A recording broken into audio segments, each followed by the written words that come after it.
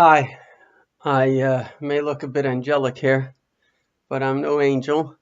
I'm actually a Chabad rabbi, and I'm addressing the horrendous murder of my fellow Jews in a city that I love, Pittsburgh.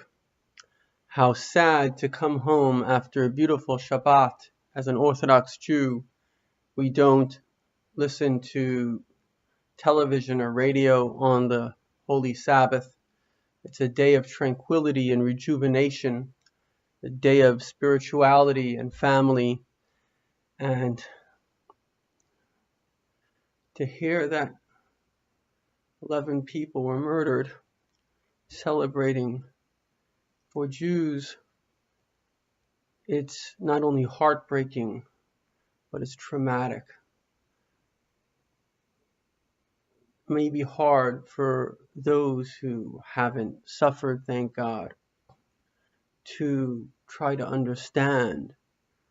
If I could give an example to help you understand, think about perhaps shame. If one person makes fun of you once, it's no big deal. But if you carry that wound, as many of us do, of being insulted, being humiliated, then you become sensitive. My own grandfather from Poland lost at least 70 of his immediate family in the Holocaust, from an entire family, right? They were there in Poland for probably 1,000 years. Only 3 survived. My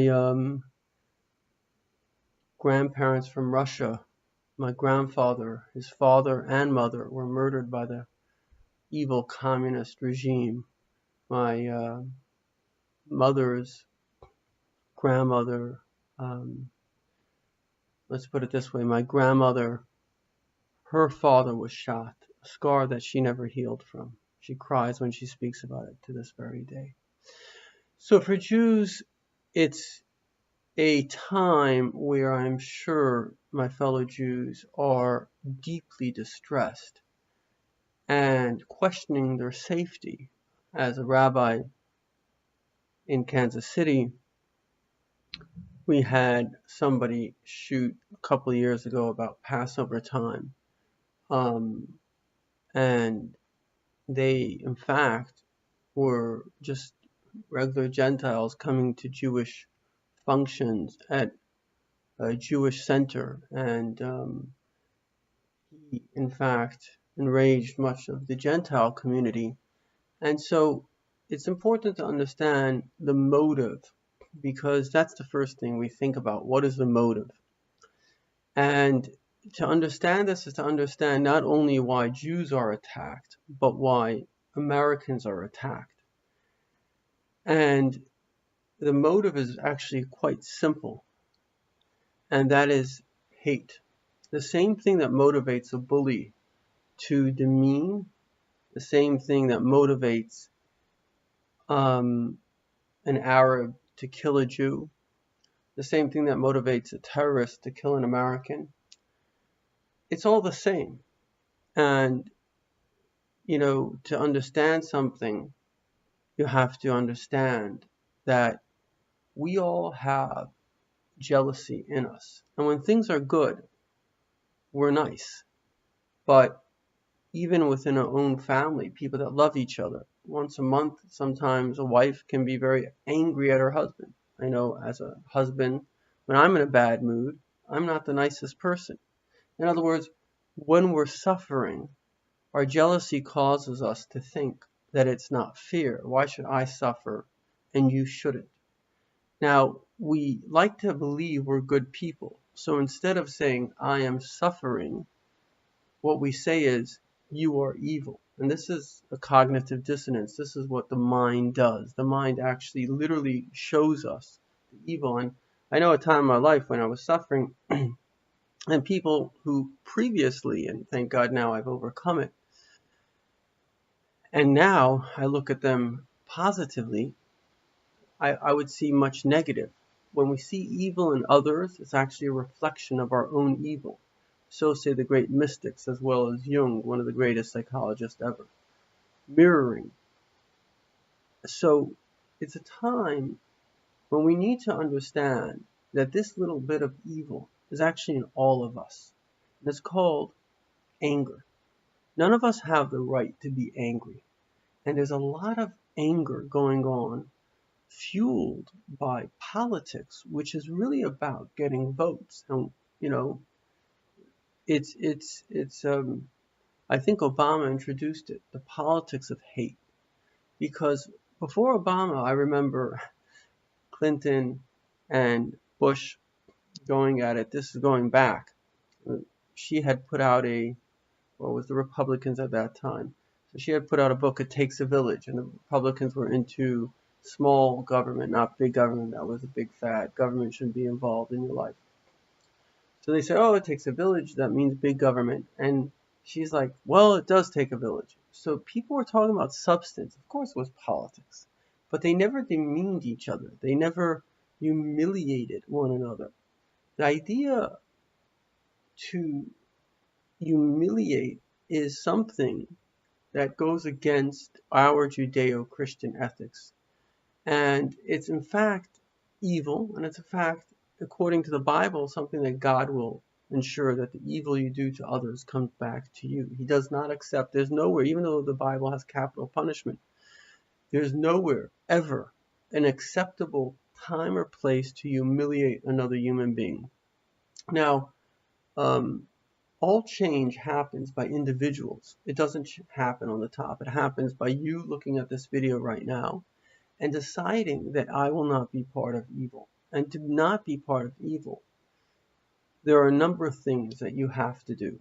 First of all, I'm going to put a link to my book, and I'm giving a free PDF copy, so it's not that I'm looking for money here. I basically give it away. So the idea is that you have to learn how to cope with life.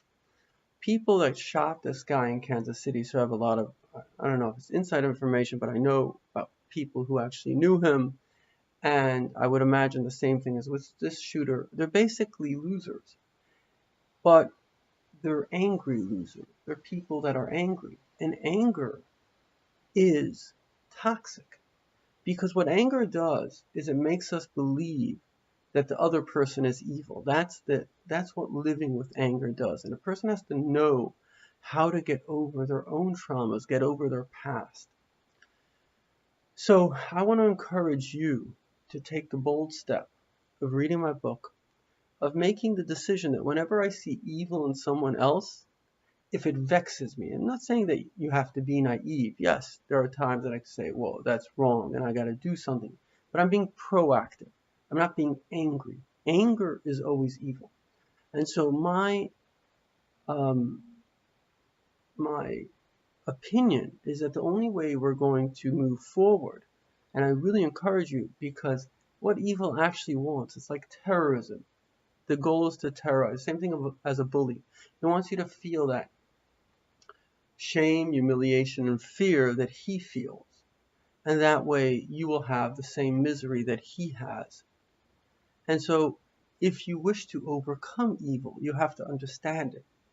And by understanding it, you're not excusing it, but at the same time, you're getting beyond it.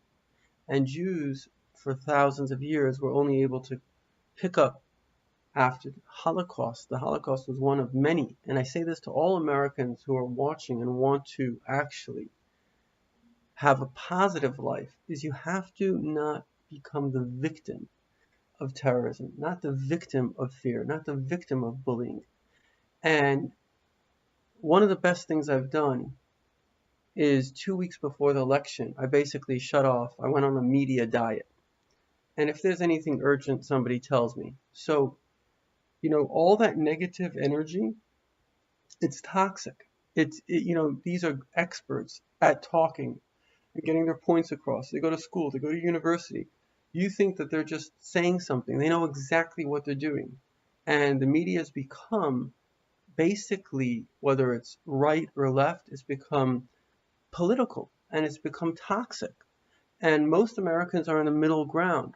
20% of Americans are Republican, 20% are Democrat, 40% are independents.